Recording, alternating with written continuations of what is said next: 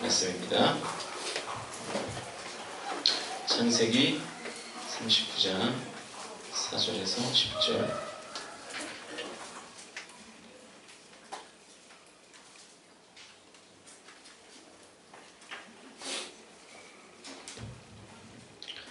구약 3이 아니고 60페이지네요. 창세기 39장 4절에서 10절까지 구약 60페이지입니다. 한 절 한 절 교대로 읽도록 하겠습니다.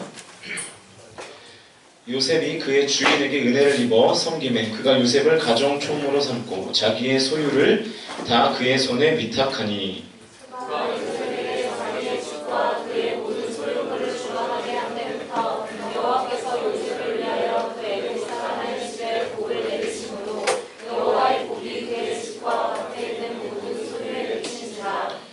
주인이 그의 소유를 다 요셉의 손에 위탁하고 자기가 먹는 음식 외에는 간섭하지 아니하였더라. 요셉은 용모가 빼어나고 아름다웠더라.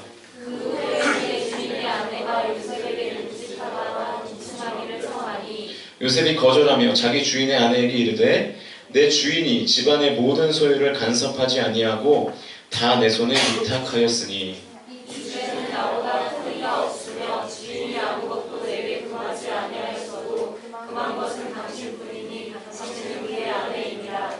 그런즉 내가 어찌 이 큰 악을 행하여 하나님께 죄를 지으리이까. 함께 있습니다. 여인이 날마다 요셉에게 청하였으나 요셉이 듣지 아니하여 동참하지 아니할 뿐더러 함께 있지도 아니하니라. 아멘. 오늘은 두려움의 정체라는 제목으로 하나님 말씀 증거하도록 하겠습니다. 통계청에서 20대 청년들에게 가장 고민하는 것이 무엇인지를 조사했어요. 여러분은 현재 뭘 고민하고 걱정하고 두려워하고 염려하고 그렇게 살아가시나요? 뭐가 두렵죠, 여러분은 지금? 네? 뭐가 두렵습니까? 두려운 게 없나요? 이제 통계를 내보니까 5위가 용돈이었어요, 용돈. 용돈이 많다는 게 적다는 거예요. 네, 적다. 4위가 대인관계 능력. 요즘은 이렇게 사람과 사람이 만나서 대화하고 관계를 맺고 이런 것들 굉장히 어려움들을 많이 느끼죠. 왜냐하면 이렇게 컴퓨터와 친한 문화 속에서 어렸을 때부터 자라가지고 사람과 사람으로서 인격과 인격으로서 만나는 그런 어떤 어려움들이 있다. 3위가 가정 문제였습니다. 가정 문제, 부모님의 문제, 가정의 어떤 여러 가지 어려운 문제. 2위가 저는 좀 놀랐는데 청년의 때에도 2위가 외모였어요. 외모가 외모가 불만족스럽다. 다 비슷한 수치였습니다. 그러니까 5위가 3.6, 4위가 4.2, 3위가 5%, 2위가 11%. 나머지 66% 압도적인 수치 1위가 뭐였을까요? 진로의 문제였어요. 진로의 문제. 다 고개를 끄덕끄덕 하시네요. 진로의 문제. 아마 우리 뉴 공동체 여러분들도 다르지 않다고 생각이 돼요. 또 청년들이 가장 선호하는 직업을 조사해봤더니 1위가 국가공무원, 2위가 대기업, 3위가 공기업 이렇게 나왔습니다. 다 거기죠? 국가공무원, 대기업, 공기업. 한 가지 경향을 읽을 수가 있죠. 뭡니까 그게? 청년들이 지금 최대의 관심사는 안정이에요. 안정.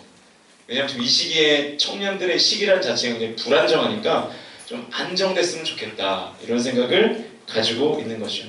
그러니까 두렵다는 거예요. 불투명한 미래가 두렵다. 그죠? 불투명한 미래가 두렵다. 그래서 안정적인 직업을 찾고 있는 것이죠.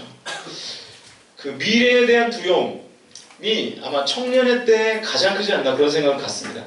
우리가 청년의 때에 바르고 건강한 신앙생활을 하려고 할 때 가장 큰 장애물이 뭘까? 제가 설교를 준비하면서 생각해보니까 두려움인 것 같아요. 두려움.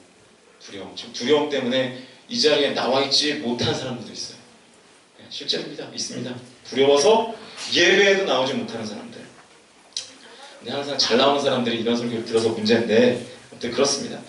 청년의 때가 갖는 그 미래의 불확실함 때문에 우리가 두려움에 사로잡혀가지고 제대로 된 신앙생활을 거부하는 일들이 지금 교회 곳곳에서 일어나고 있다는 것입니다.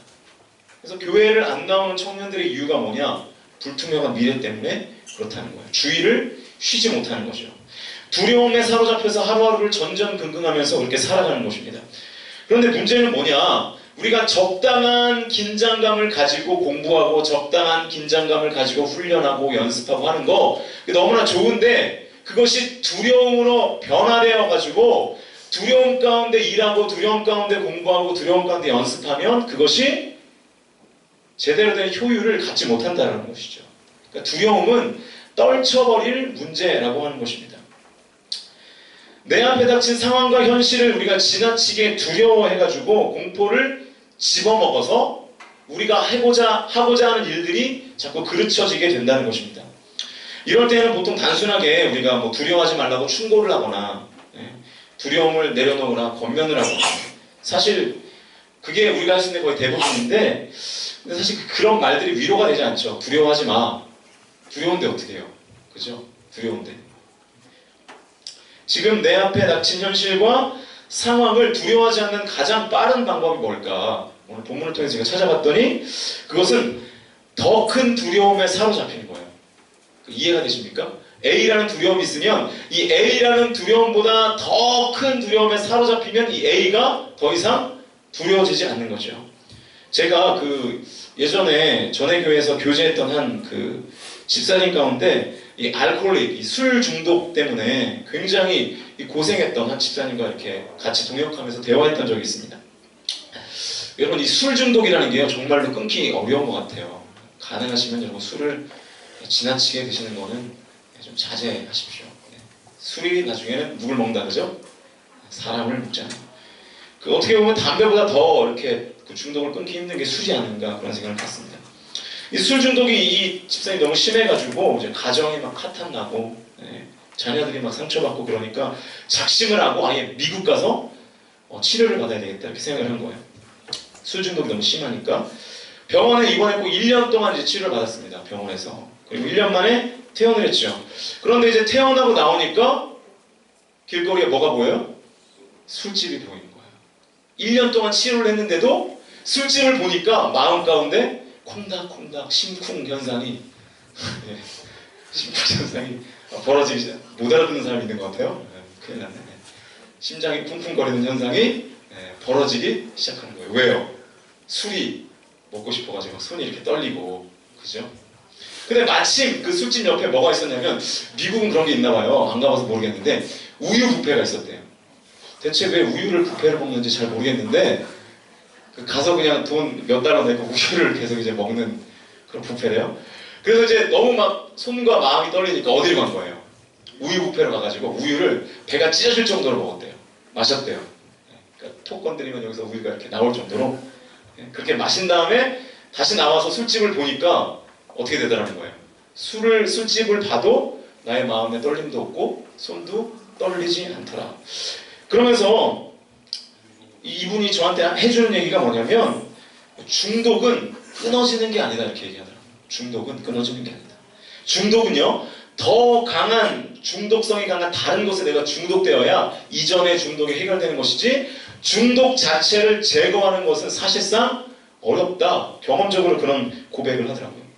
그래서 이분이 그때도 제가 대화를 나눌 때 하루에 우유를 2리터 마신대요. 2리터. 물도 2리터 마시기 힘들던데 하루에 우유를 2리터. 큰 화장실을 하루에 5번 가고 막 이런다고 그러더라고요. 그러니까 얼마나 힘들겠습니까? 그죠?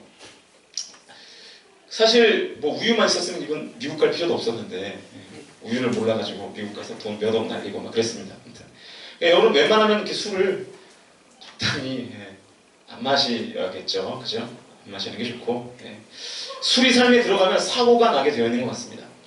여러분 현실과 미래에 대한 두려움도 마찬가지라고 생각이 돼요. 이런 종류의 두려움을 이기는 방법은 뭐 릴렉스하라든지 이런 어떤 방법으로는 해결되지 않는다는 것입니다. 더 큰 두려움에 사로잡혀야 된다는 거죠. 한때 인터넷에 떠돌았던 딸이 아버지에게 보내는 편지라는 글이 돌아다닌 적이 있었습니다. 본 적 있는지 모르겠는데 유학간 딸이 아버지한테 편지를 쓴 거예요. 아빠, 나 어떡해요. 가족과 떨어져 살다 보니 너무 외롭고 힘들어서 몇몇 친구들과 친하게 지내다가 마약에 손을 댔어요. 이제는 마약을 하지 않으면 살 수가 없어요. 아빠 실망시켜드리고 싶지 않았는데 정말 죄송해요.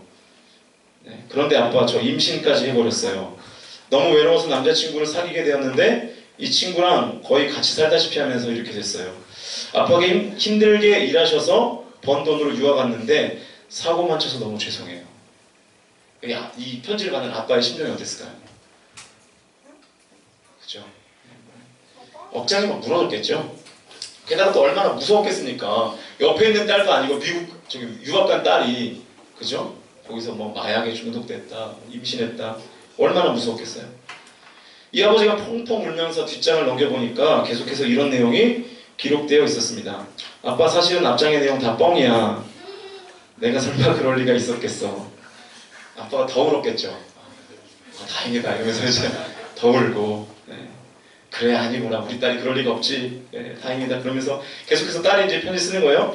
단지 아빠 성적이 좀 많이 안 좋아서 한 학기를 더 다녀야 될 것 같아. 아빠 미안해, 더 열심히 해서 제때 졸업해야 아빠 부담을 덜어드리는데. 아빠의 반응이 어땠을까요? 괜찮아, 그까지 돈 3천 입금하면 되지 막 이러면서 이제, 그죠? 그 성적 안 좋은 그 사건이 잘 넘어갔다. 인터넷에 많이 돌더라고요. 이 딸이 교묘하게 쓴 전략이 뭐예요? 더 큰 두려움을 아빠한테 심어줘가지고 지금 실제적인 두려움을 굉장히, 써먹지 마세요 이거, 집에서 작게 만드는 거, 별것 아닌 것처럼 생각하도록 하는 거죠.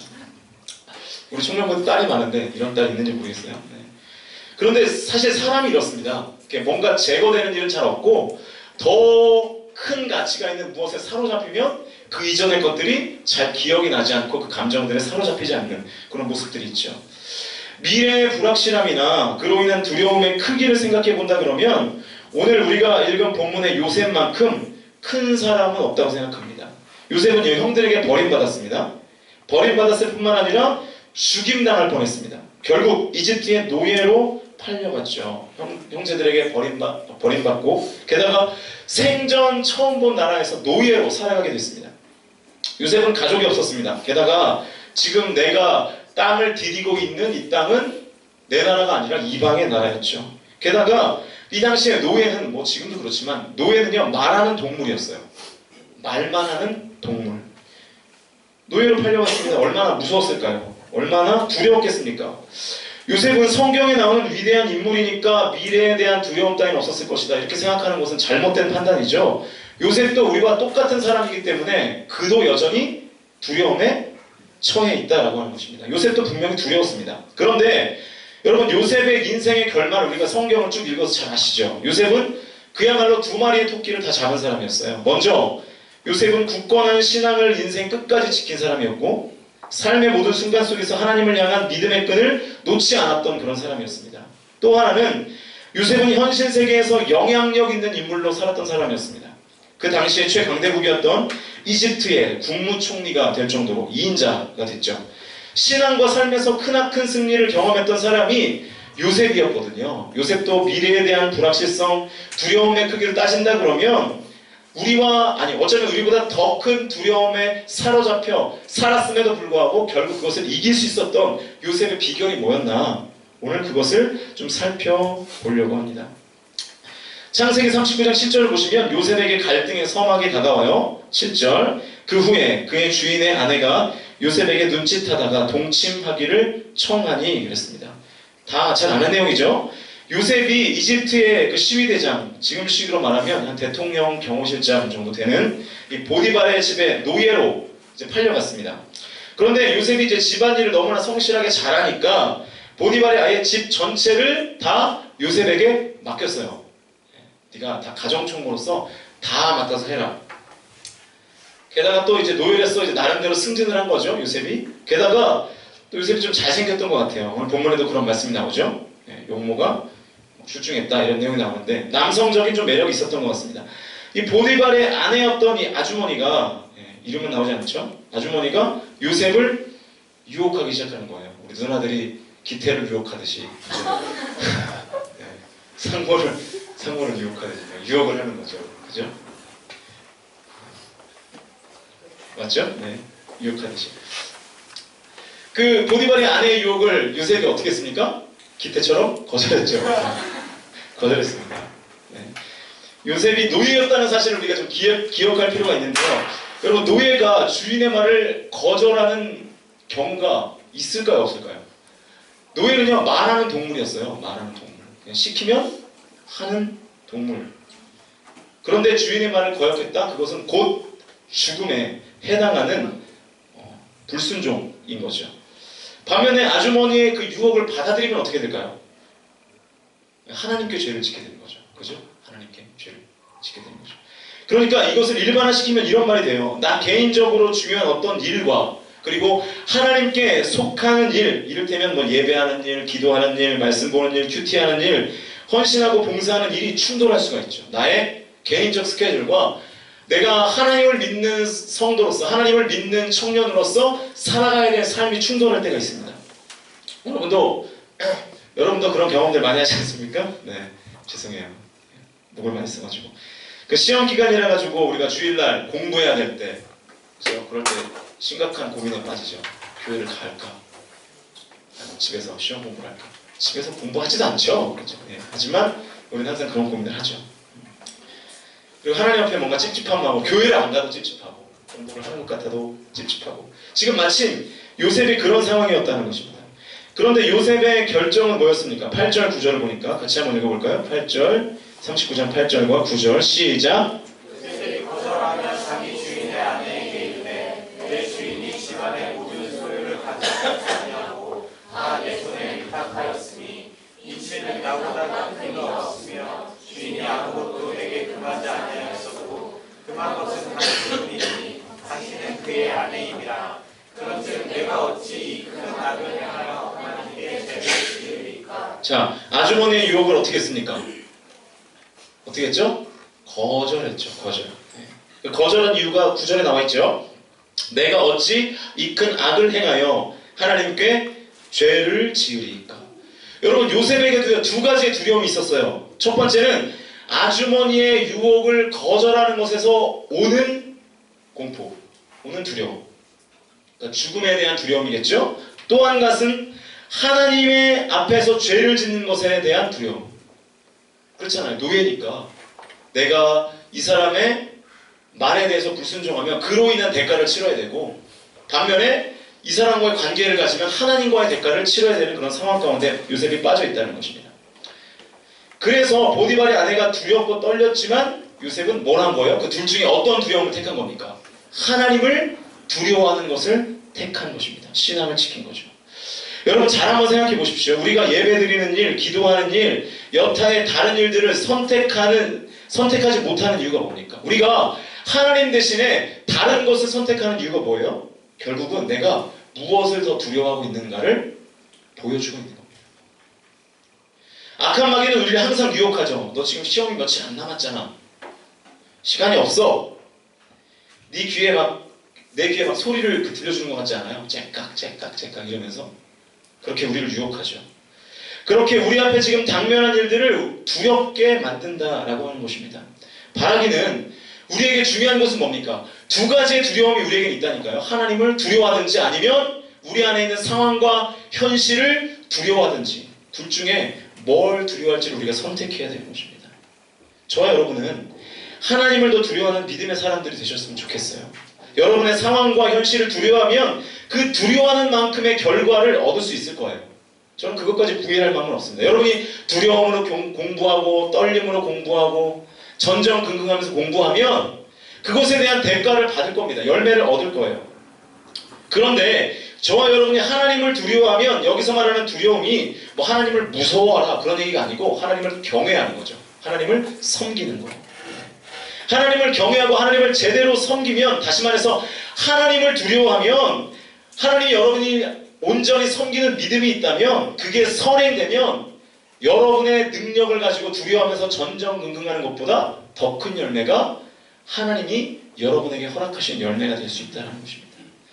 상황과 현실이 두려워서 내는 열심히 여러분의 삶을 계속해서 지속해 나간다면 딱 여러분이 가지고 있는 능력만큼 쓰임받게 될 겁니다. 여러분이 가지고 있는 능력만큼 열매를 거두게 될 거예요.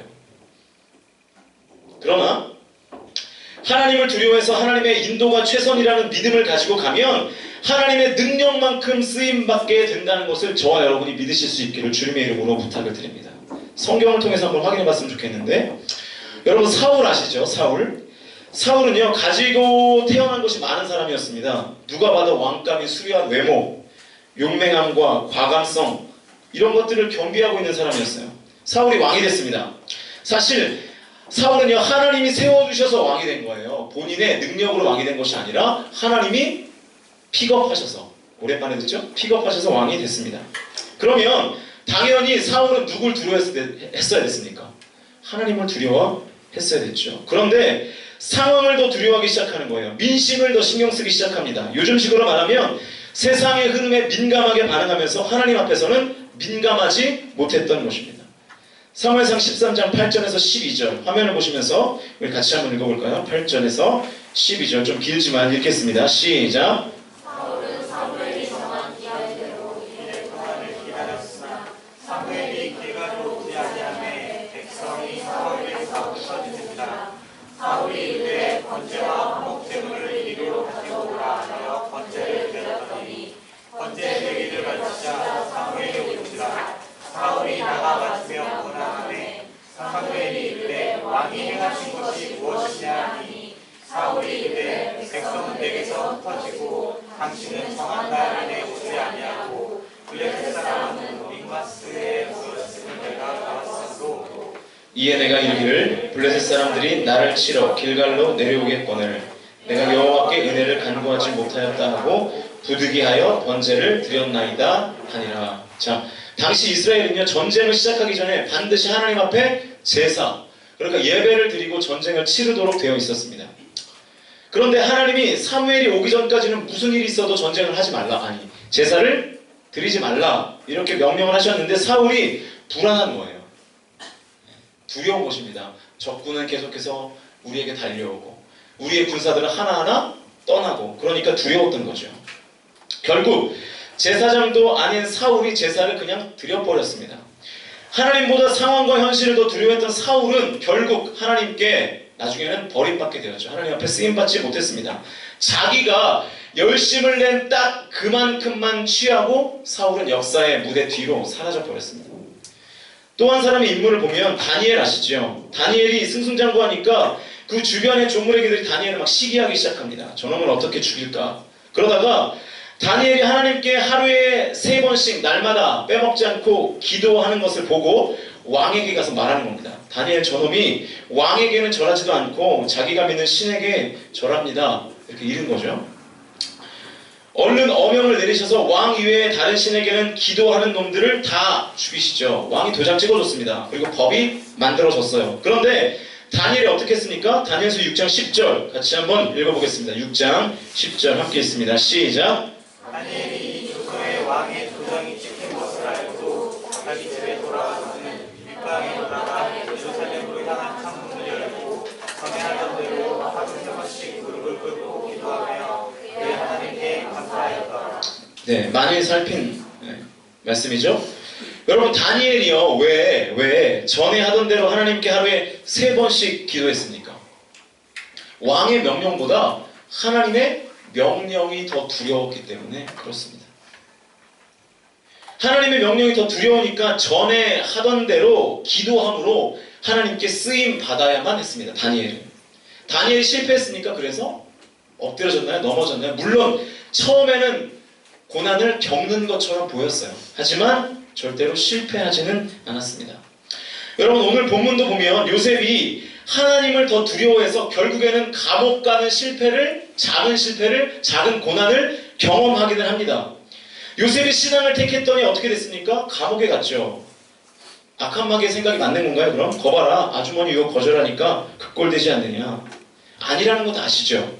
요셉은 감옥 때문에 이집트의 왕을 만날 기회를 얻게 되었습니다. 감옥 안 갔으면 요셉은 절대로 이집트의 총리가 될 수는 없었습니다. 물론 잠깐의 어려움이 있었죠. 감옥이라는 어려움. 그러나 그 감옥이 어려움으로 끝나지 않고 축복의 장소로 바뀌게 되었다는 사실에 우리는 주목해야 하는 거죠. 이것은 뭐라 그럽니까? 하나님의 은혜, 하나님의 섭리, 하나님의 인도, 하나님의 형통, 이렇게 성경은 말씀하고 있습니다. 여러분이 신앙을 택하면요, 하나님을 두려워하면 그에 따른 대가가 있어요. 없다고 말하고 싶지 않습니다.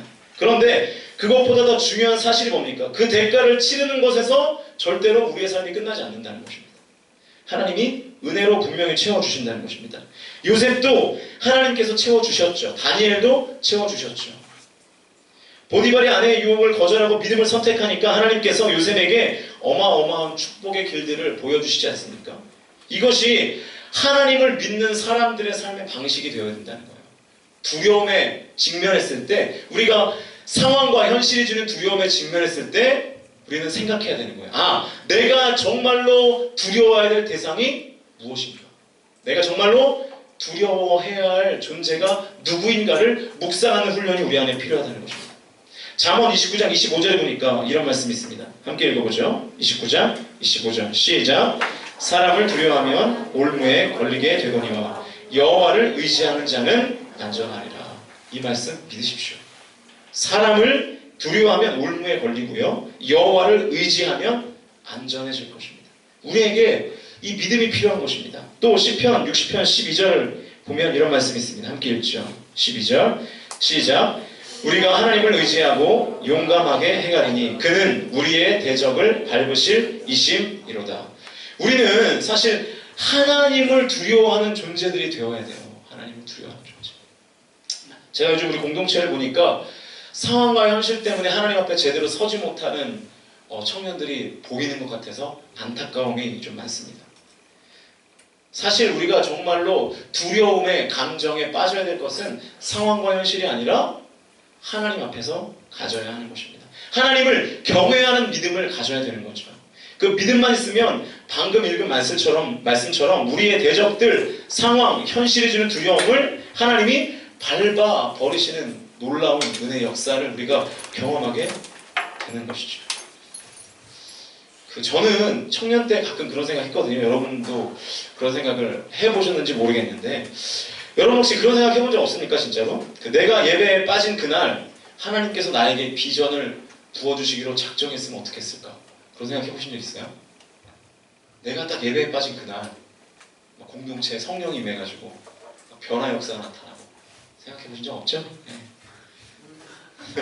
저는 가끔 그런 생각이 들 때가 있어요. 내가 없을 때 하나님이 성령을 막 물 붓듯이 부어주시면 어떡하실까? 오늘 내가 예배에 빠질 때 하나님이 내게 지혜를 부어주시면 어쩌나? 이런 약간의 어떤 두려움들, 그런 것들을 전 청년의 때 좀 경험한 적이 있는데, 여러분, 하나님께서 진로를 열어주시겠다고, 지혜를 주시겠다고 결심하셨는데 정작 진로와 지혜가 필요한 나는 하나님이 계신 곳에 없는 거예요. 그죠? 오히려 우리가 그것을 두려워할 수 있어야죠. 아깝지 않겠습니까? 여러분, 부탁드립니다. 상황과 현실 말고 하나님을 두려워하십시오. 하나님을 믿는 것에 더 큰 가치를 두시고요, 하나님을 향한 믿음을 지키기 위해서 여러분이 치르는 대가는 나 자신보다 하나님이 더 잘 알고 계셔요. 그러므로 하나님께서 더 큰 은혜로 채워주실 것을 믿고 하나님이 계신 자리를, 하나님을 더욱더 두려워하시는 저와 여러분이 되시기를 주님의 이름으로 부탁을 드립니다. 상황과 현실에 끌려 전전긍긍하는 것에 대한 열매를 먹지 마시고요, 하나님을 두려워하고 하나님을 경외하는 그것으로 내 능력보다 더 큰 하나님의 능력으로부터는 열매를 추구하는 지혜가 우리 공동체 안에 필요한 것 같아요. 하나님을 두려워하고 하나님을 더욱더 그 두려움과 떨림을 가지고 섬기는 그것을 통해서 얻는 열매를 추구하는 지혜가 저와 여러분에게 필요하다는 것입니다. 제가 오늘 설교의 제목을 두려움의 정체라고 했는데, 칭찬은 고래를 춤추게 한다라는 책 아시죠? 네, 아시죠? 베스트셀러를 친 잭 캠필트라는 사람이 꿈을 도둑맞은 사람들에게 라는 책에서 이 두려움의 정체를 이렇게 밝히고 있었습니다. 영어인데, 두려움이 영어로 뭐죠? Fear죠, Fear. 그래서 F-E-A-R. 이 단어를 이 작가는 이렇게 분석했더라고요. 보실래요? 발음이 안 좋지만 false evidence appearing real. 무슨 뜻입니까? 진짜인 것처럼 보이는 거짓 증거. 진짜인 것처럼 보이는 거짓 증거. 이게 우리가 상황과 현실을 통해서 갖는 두려움의 정체라는 것입니다. 진짜가 아니고 진짜처럼 보이는 뭐라고요? 거짓 증거. 이게 우리가 상황 때문에 집어먹는, 환경 때문에 집어먹는, 현실 때문에 집어먹는 두려움의 정체라는 것입니다. 상황과 현실이 주는 두려움의 정체가 바로 이거라고요. 진짜인 것처럼 보이는데 사실은 거짓이고요. 이런 종류의 두려움에 사로잡혀 있지 마시고 하나님을 두려움으로 섬기십시오. 하나님을 경외하시고 말씀을 좀 두려워하십시오. 말씀대로 이루어질 것 때문에 내 안에 두려움이 있다면 내가 말씀을 떠날 일이 없겠죠. 그런데 우리는 두려움은 저 한켠에 밀어놓고 상황과 내 눈앞에 보이는 환경이 주는 두려움만 손에 움켜쥐고 있는 모습이 우리 안에 있다는 것입니다. 여러분, 두 가지의 두려움, 상황과 현실이 주는 두려움 말고 하나님을 두려워하는 두려움을 택하시기를 주님의 이름으로 부탁을 드립니다. 그럴 때 저와 여러분을 책임지시고 여러분의 대적을 하나님께서 직접 물리치시는 은혜를 경험하게 될 줄로 확신합니다. 우리 다 같이 자리에서 일어나시겠습니다. 시선 함께 찬양하시면서 기도하십니다.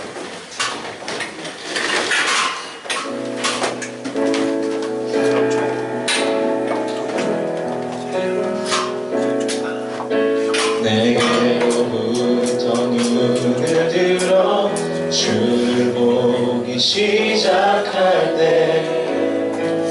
주의 일을 보겠네. 내 작은 마음 돌이키사 하늘을 꿈꾸게 하네. 주님을 볼 때 내게로부터 눈을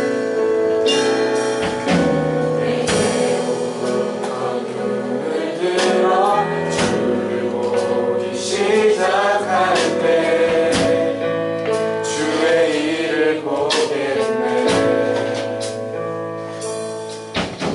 내 작은 마음 돌이키사 하늘을 꿈꾸게 하네.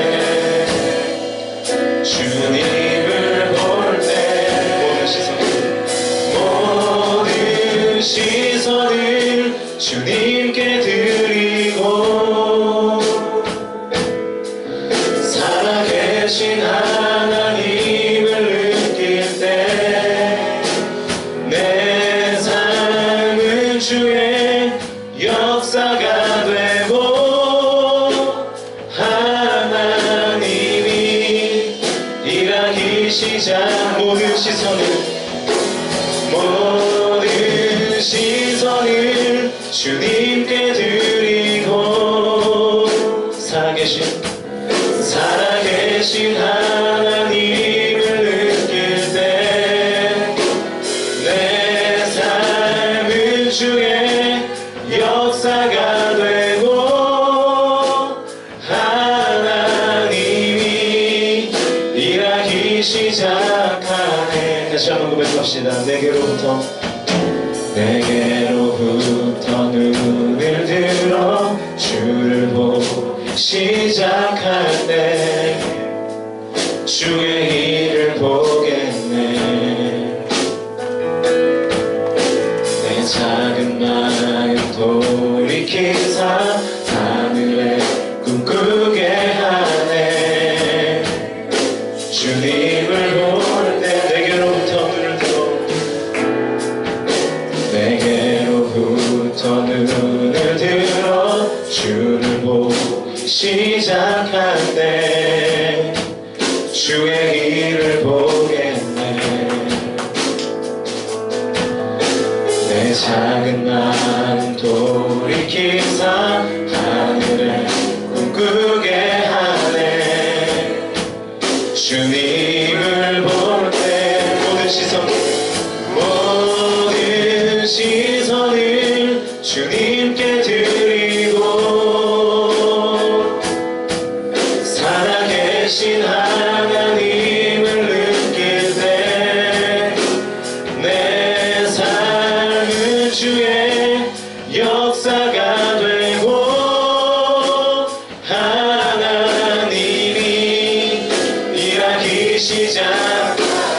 시선을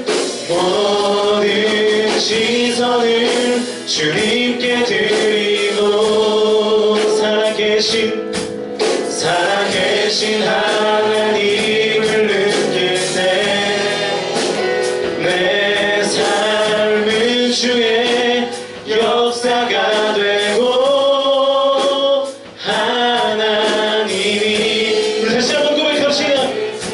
모든 시선을 주님께 드리고 모든 시선을 주님께 드리고 살아계신 하나님을 느낄 때 내 삶은 주의 역사가 되고 하나님이 일하기 시작하네. 여러분 이 시간 기도하실 때 이렇게 기도합시다. 우리의 삶에 두 가지의 두려움이 있는데 그 중에 하나님을 두려워하는 그 두려움을 선택할 수 있도록 주님 인도해 주십시오. 나에게 그렇게 큰 믿음 허락하여 주시옵소서. 그래서 하나님을 두려워하는 그 두려움이 지금 나의 현실과 나의 상황을 두려워하는 그 두려움을 잡아먹게, 그래서 내가 상황과 현실이 주는 두려움을 느끼지 않도록 오직 주님만 두려워할 수 있게 해달라고, 하나님만 온전히 믿게 해달라고, 하나님만 온전히 섬기게 될 수 있게 해달라고, 이 시간 하나님만 온전히 두려워할 수 있게 해달라고 우리 다같이 동성으로 기도하며 나가시겠습니다. 기도하시겠습니다. 살아계신 아버지 하나님, 주님께서 역사하여 주시옵소서. 하나님, 우리의 삶의 두려움, 우리의 현실적인 두려움을 택하지 않게 하시고 하나님 오직 주님을 경외하며 하나님을 두려워하며 나아갈 수 있는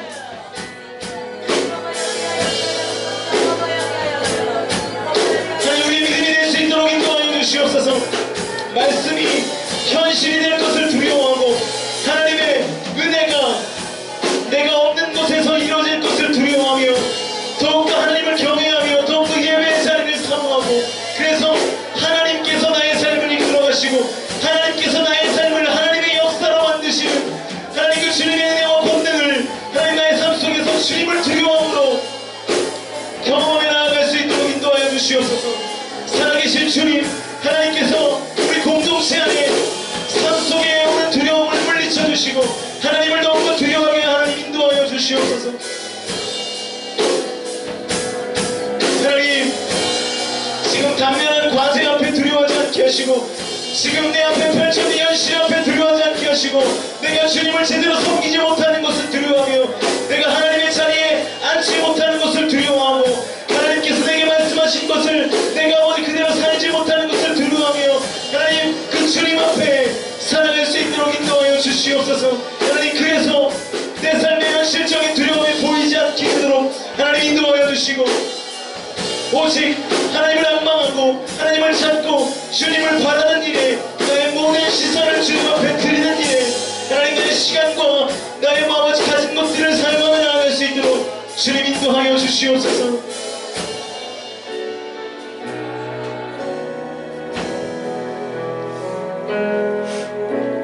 주 나의 모습 보내 상한 나의 맘 보시네. 주 나의 눈물 안에 홀로 울던 맘 아시네. 주 나의 모습 보네. 주 나의 모습 보네. 상한 나의 맘 보시네. 주 나의 눈물 안에 홀로 울던 맘 아시네. 세상 소망 다 사라져가도 주의 사랑은 끝이 없으니 살아가는 이 모든 순간 주의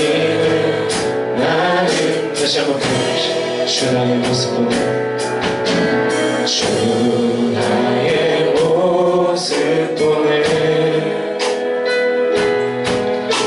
사랑 나의 맘 보시네 주 나의 눈물 안에 홀로 울던 맘 아시네 세상 소망 다 사라져가 주의 사랑 끝이 없으니 살아가는 이 모든 순간이 주 은혜임을 나는 믿네 세상 소망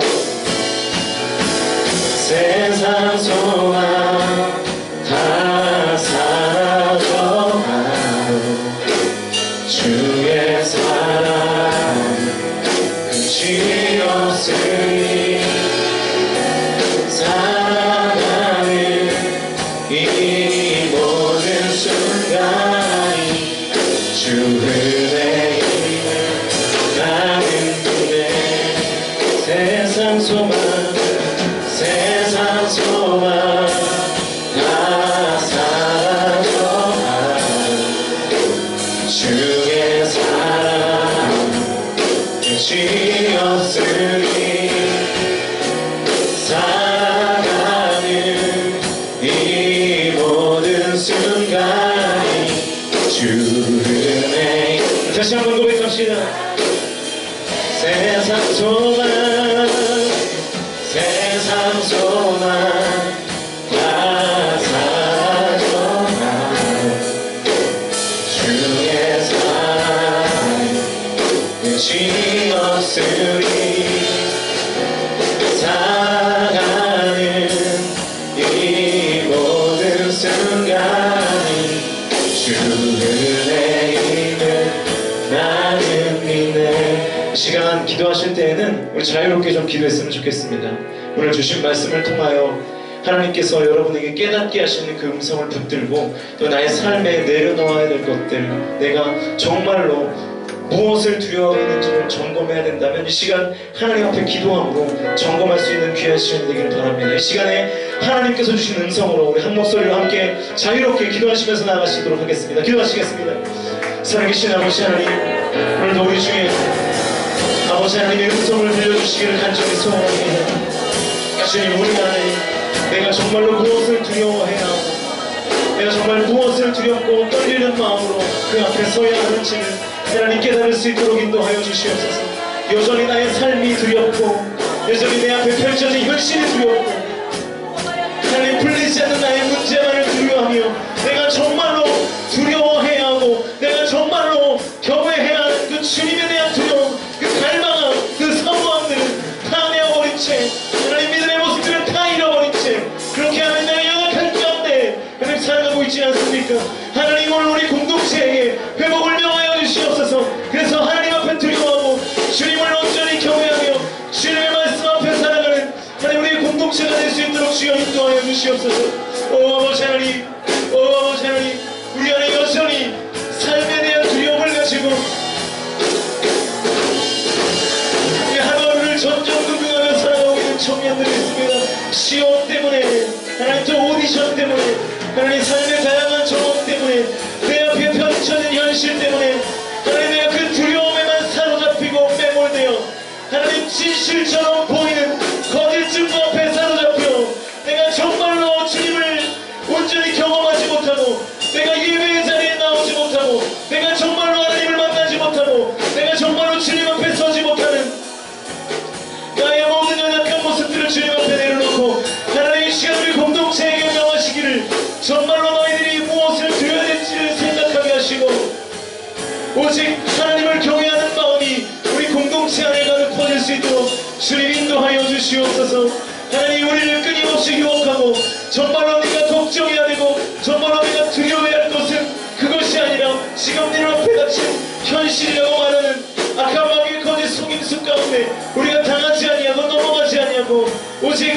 영적으로 선포하며 나사렛 예수 그리스도 이름을 선포하며 우리 삶 가운데 하나님을 경외하며 살아가는 우리 공동체의 삶이 될 수 있도록 아버지 하나님 인도하여 주시옵소서. 하나님 인도하여 주시옵소서.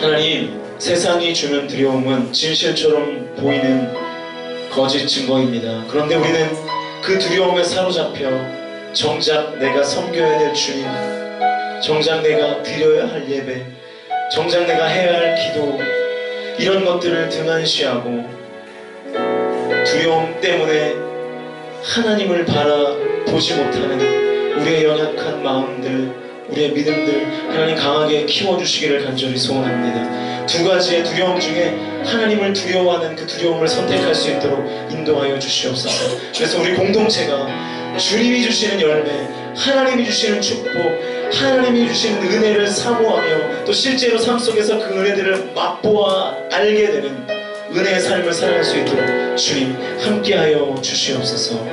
감사드리며 예수 그리스도의 이름으로 간절히 기도합니다. 아멘. 자리에 앉으셔서 주의 은혜임을 찬양하시면서 준비하시는 분